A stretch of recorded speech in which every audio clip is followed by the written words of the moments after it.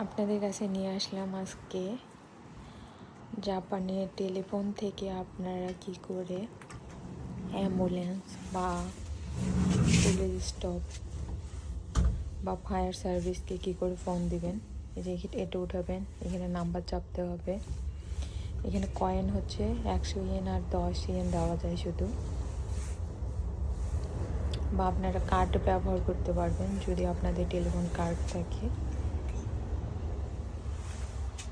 আর এই যে এটা হচ্ছে,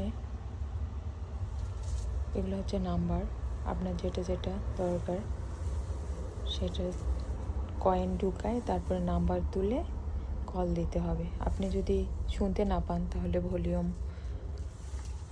বাড়াইতে পারবেন, আবার কমাইতে পারবেন।